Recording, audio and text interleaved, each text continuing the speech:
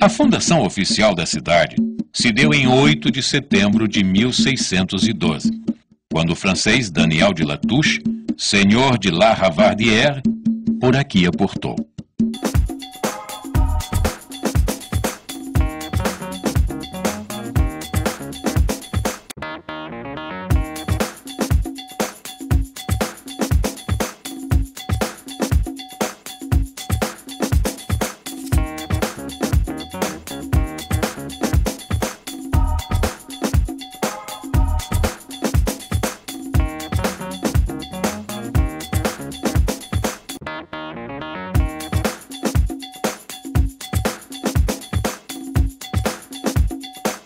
O sítio escolhido coincide com o centro administrativo da cidade, onde se situam hoje as sedes dos governos estadual e municipal, o Palácio Episcopal e o Tribunal de Justiça. Nesta colina, cercada por 2 rios profundos, o Anil e o Bacanga, estrategicamente os franceses procuravam um lugar defensável. Para esses primeiros colonizadores, a ilha se mostrava ideal para a fundação de uma ambicionada colônia, de uma segura rota marítima para a Europa. O sonho francês teve fim 3 anos após a ocupação, quando os portugueses avançaram sobre o forte e conquistaram a ilha. Em 1641, São Luís foi invadida pelos holandeses, que por aqui ficaram durante mais 3 anos. Em 1644, após batalhas e vitórias, Portugal garantiu definitivamente a posse da cidade.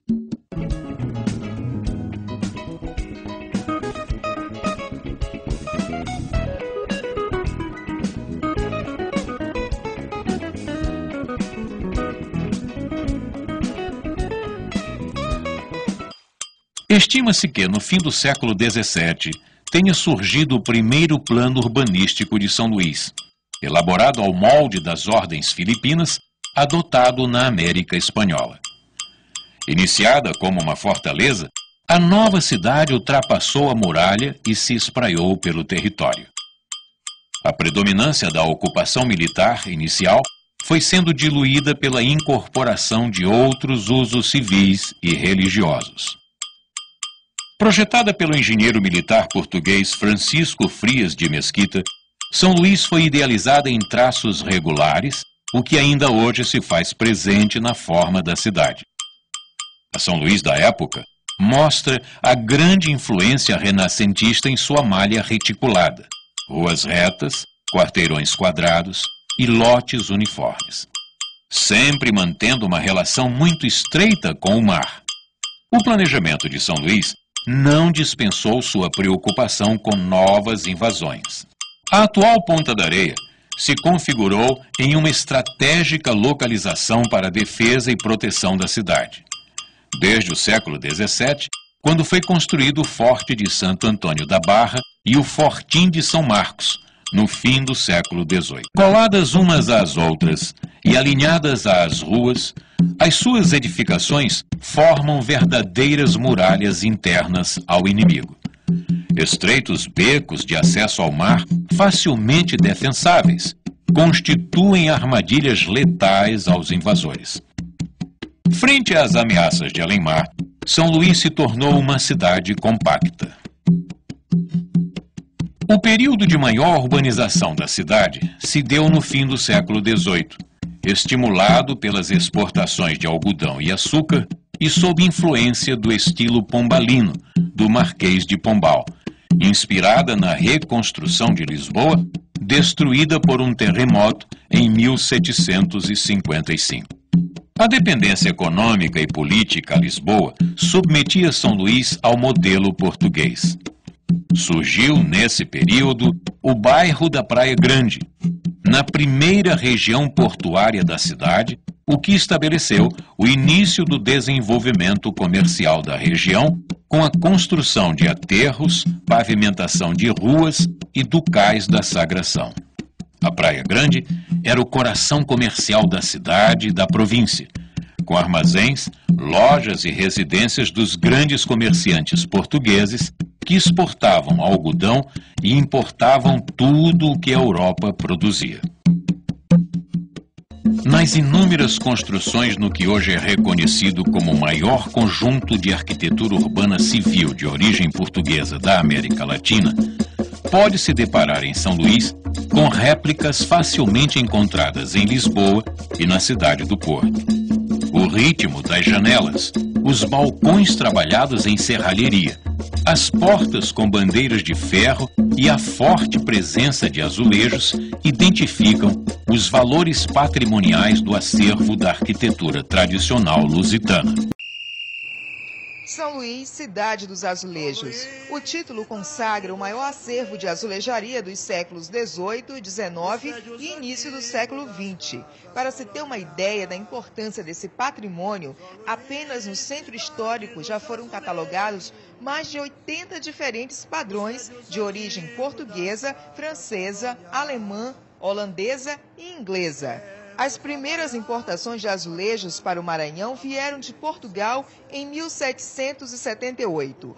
O material era usado nas fachadas para obter um melhor isolamento térmico, tornando os interiores dos imóveis mais frescos.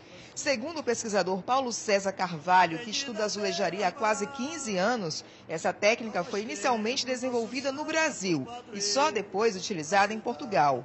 Um claro exemplo da colônia influenciando a metrópole. Em Portugal, esse azulejo era utilizado para revestimento de banheiro, de cozinha, em torno de escadarias e corredores. Então era um azulejo que ele foi feito para o espaço interno das casas. Então os portugueses que vinham para o Brasil a trabalho ou residir ficavam chocados com a forma que o luso brasileiro estava aplicando esse tipo de azulejo. As fachadas portuguesas vão ser revestidas de azulejo, sim, mas normalmente no século XX. A padronagem dos azulejos encanta pelos seus detalhes. Há os em alto relevo que mostram toda a delicadeza da azulejaria. Outros aparecem sob diversas estampas.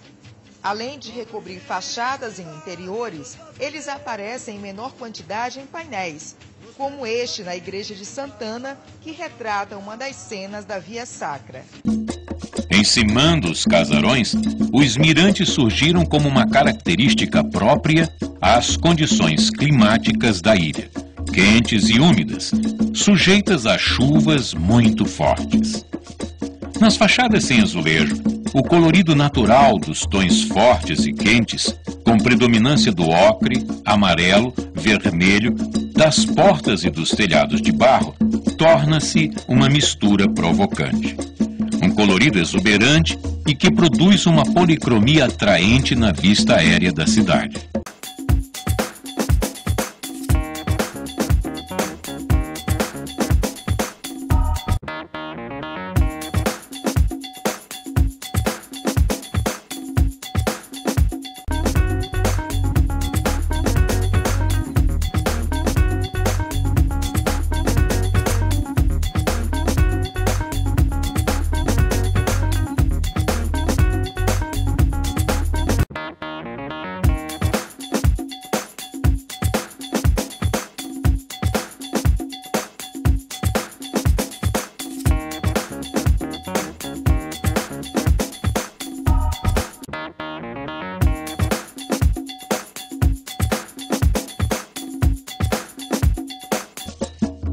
São Luís possui um conjunto arquitetônico e urbanístico com mais de 5.000 imóveis históricos, com destaque para a arquitetura colonial.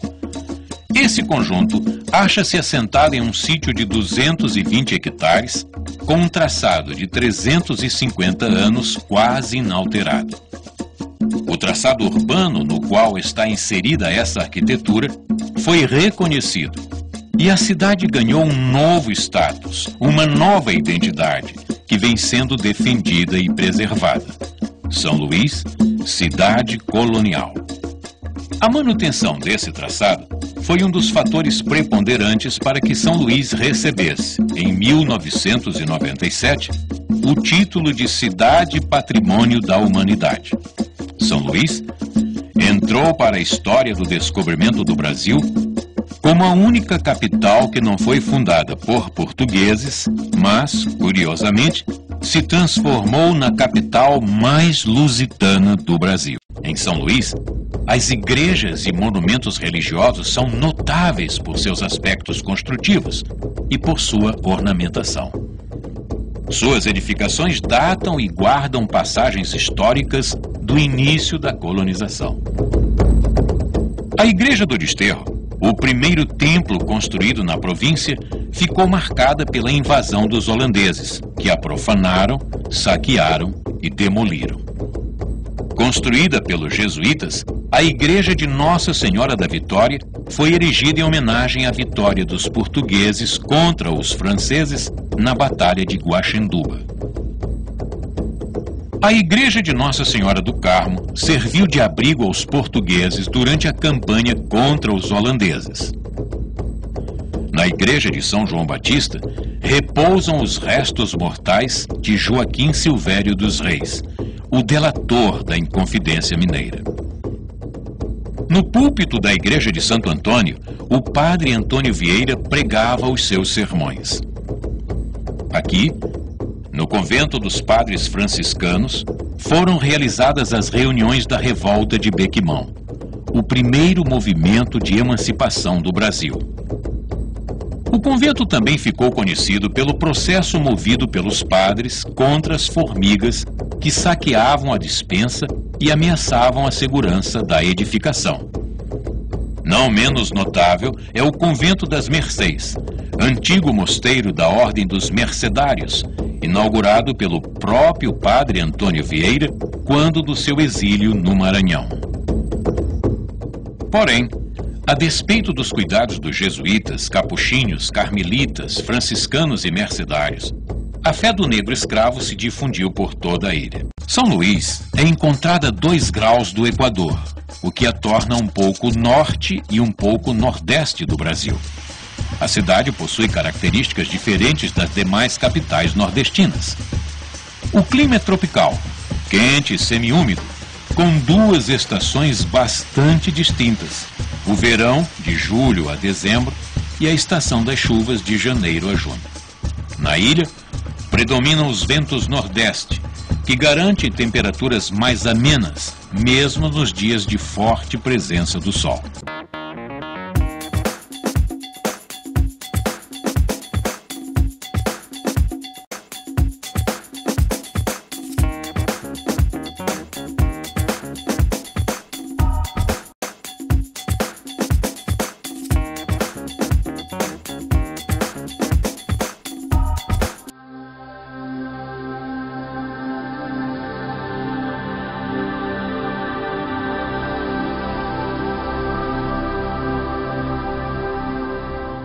O litoral norte do Maranhão revela uma das mais valiosas joias desse estado, Alcântara. Conhecida por alguns como cidade fantasma por causa de suas muitas ruínas, Alcântara guarda seus mistérios e um mosaico inusitado que mistura arquitetura, dinossauros, manifestações culturais, raízes negras e católicas, além de uma natureza exuberante.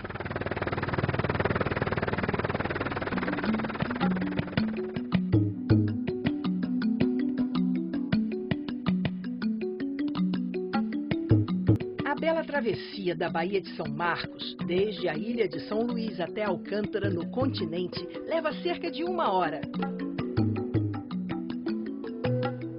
Ainda no barco, já se avistam telhados e igrejas emoldurados por muito verde. Antes dos europeus, a região de Alcântara foi habitada por diferentes populações indígenas. Os índios tapuias perderam essas terras para os tupinambás, que conviveram pacificamente com os franceses que ali chegaram no início do século XVII. A cidade de Alcântara foi erguida no alto de uma colina, onde originalmente existia uma aldeia dos índios tupinambás.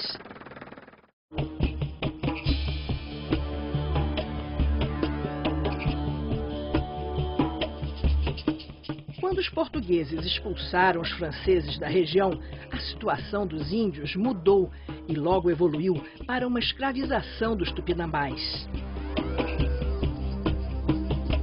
Estrategicamente localizados em Alcântara, os portugueses se organizaram para tomar São Luís, a única capital brasileira fundada por franceses. Essa tomada foi em 1615.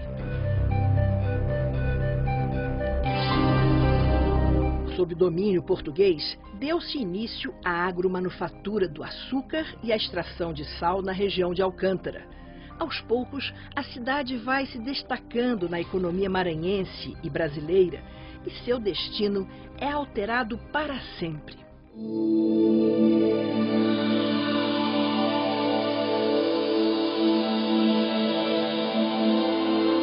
Com a proibição de se escravizar a população indígena e a necessidade crescente de mão de obra, levas de escravos africanos começam a desembarcar por aqui. A proximidade com São Luís atrai a aristocracia rural para essa cidade que se torna um autêntico celeiro do Maranhão. Além do açúcar e do sal, arroz, cachaça, couro e carne de boi, milho, farinha e algodão. Muito desse algodão foi exportado para a Inglaterra, que na época vivia sua revolução industrial.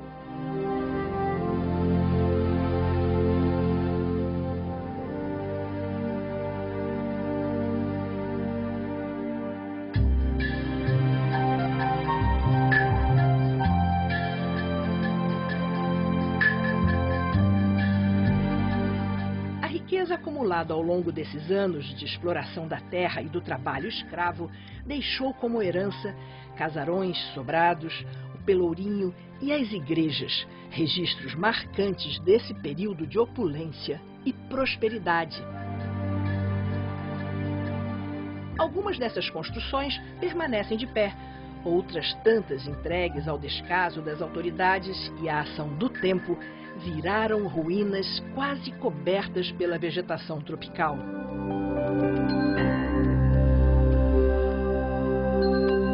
A Rua da Amargura, onde moravam alguns dos mais poderosos senhores de Alcântara, abriga muitas dessas ruínas centenárias.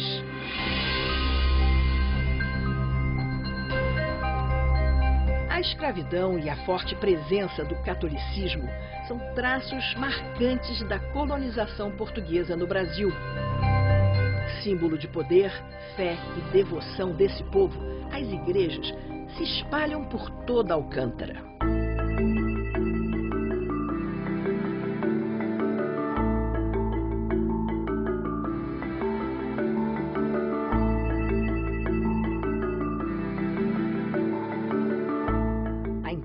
A Igreja Matriz de São Matias marca o centro da cidade histórica.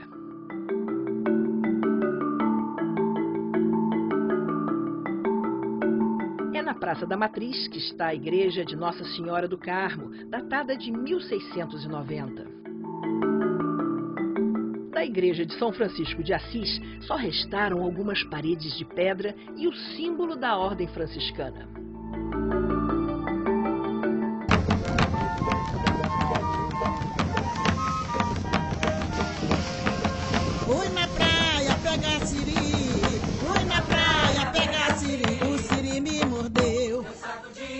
Peixinho da Cambô, e o siri me mordeu, e os peixinhos da Cambô. A história do Dom Pedro, ele vinha pra cá pra passar uma temporada máximo 15 dias na cidade de Alcântara, daqui ele descer pra Petrópolis. Ele não veio pra cá por causa das brigas dos partidos, Liberal e Partido Conservador. Me mordeu, e os peixinhos da Cambô.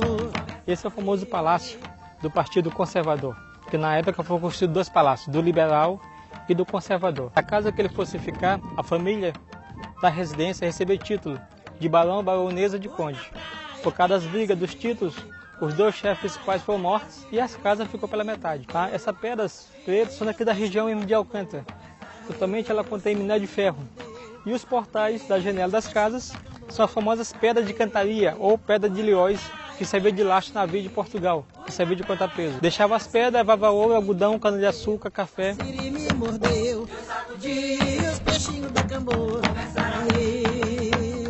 O que a população fez? Tinha um banquete enorme, aguardando a vinda dele à cidade. Então, na época, pegou duas pessoas, vestindo de imperador e imperatriz, substituindo a vida dele à cidade de Alcântara, como casa até hoje, que tem uma tradição, que é a festa do divino. 12 dias de festa, 12 dias de comida e bebida de graça.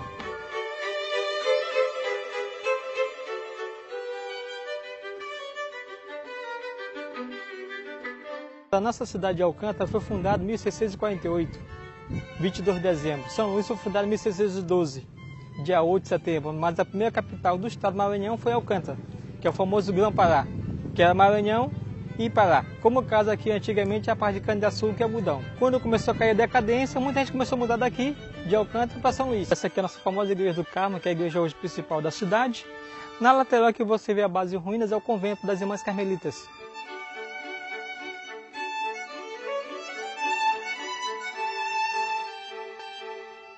Essa casa pertencia ao famoso Barão de Mearim. Barão de Mearim, Barão de Grajaú, Barão de São Bento, é uma família nobre da cidade, que é a parte de cana-de-açúcar e algodão. A família dos Guimarães trabalha mais com a parte de comércios, farmácias e cosméticos.